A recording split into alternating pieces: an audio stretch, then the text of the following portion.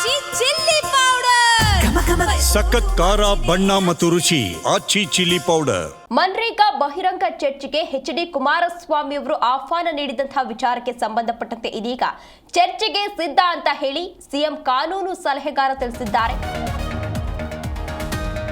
ಮನ್ರೇಗಾ ಬಹಿರಂಗ ಚರ್ಚೆಗೆ ಎಚ್.ಡಿ. ಕುಮಾರಸ್ವಾಮಿ ಅವರು ಆಹ್ವಾನ ವಿಚಾರಕ್ಕೆ ಸಂಬಂಧಪಟ್ಟಂತೆ ಇದೀಗ ಚರ್ಚೆಗೆ ಸಿದ್ಧ ಅಂತ ಹೇಳಿ ಸಿಎಂ ಕಾನೂನು ಸಲಹೆಗಾರ ತಿಳಿಸಿದ್ದಾರೆ. ಮಹಾತ್ಮ ಗಾಂಧಿ ಕೊಡುಗೆ ಮುಚ್ಚಿ ಹಾಕುವ ಪ್ರಯತ್ನವನ್ನ ಮಾಡಲಾಗ್ತಾ ಇದೆ.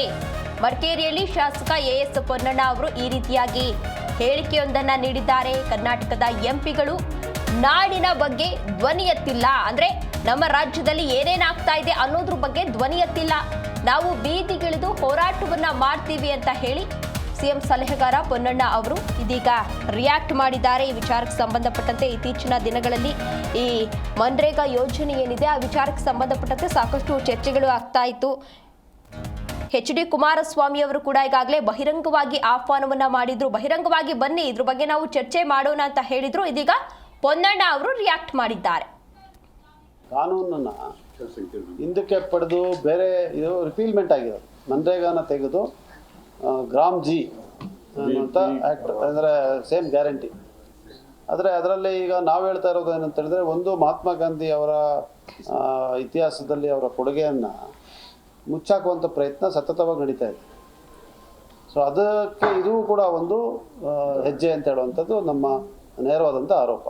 ಅದಕ್ಕೂ ಉತ್ತರ ಕೊಡಲಿ ಕುಮಾರಸ್ವಾಮಿ ಅವರು, ಉತ್ತರ ಕೊಡಲಿ, ಸರ್ಕಾರ ಉತ್ತರ ಕೊಡಲಿ. ಒಂದು ಎರಡನೇದಾಗಿ ಇದರಲ್ಲಾಗಿರುವಂಥ ತಿದ್ದುಪಡಿಗಳು, ಅನೇಕ ತಿದ್ದುಪಡಿಗಳು ಇವತ್ತು ಯಾವ ಉದ್ಯೋಗ ಖಾತ್ರಿ ಗ್ಯಾರಂಟಿ ಅಂತ ನಾವು ಹೇಳ್ತಾ ಇದ್ವಿ ಅದಕ್ಕೆ ಮಾರಕವಾದಂಥದ್ದು ಇದೆ.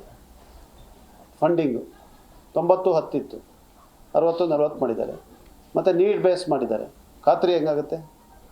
ಈಗ ಹೊಟ್ಟೆ ಹಸ್ದವಂತಾನೆ ಹೇಳ್ಬೇಕು, ನನಗೆ ಹೊಟ್ಟೆ ಹಸಿದೆ ಊಟ ಕೊಡು ಅಂತ. ಇವರು ಅದನ್ನು ಉಲ್ಟಾ ಮಾಡಿಬಿಟ್ಟಿದ್ದಾರೆ. ಬಳಸೋವನ್ನು ತೀರ್ಮಾನ ಮಾಡ್ತಾರೆ ಅವ್ನು ಹೊಟ್ಟೆ ಹಸಿದೆ ಇಲ್ವಾ ಅಂತ.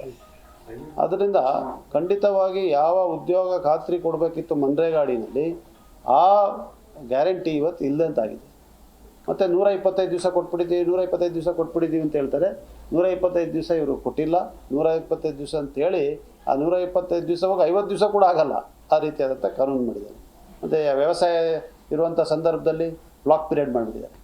ಆ ಸಮಯದಲ್ಲಿ ಯಾರೂ ಕೂಡ ಕೆಲಸ ಮಾಡೋಂಗೇ ಇಲ್ಲ. ಕೆಲಸ ಇಲ್ದಿರೋನೆಲ್ಲ ಹೋಗ್ಬೇಕು, ಎಲ್ಲ ವ್ಯವಸಾಯದಲ್ಲಿ ಬದುಕ್ತಾ ಇದ್ದಾರೆ ಇವತ್ತು.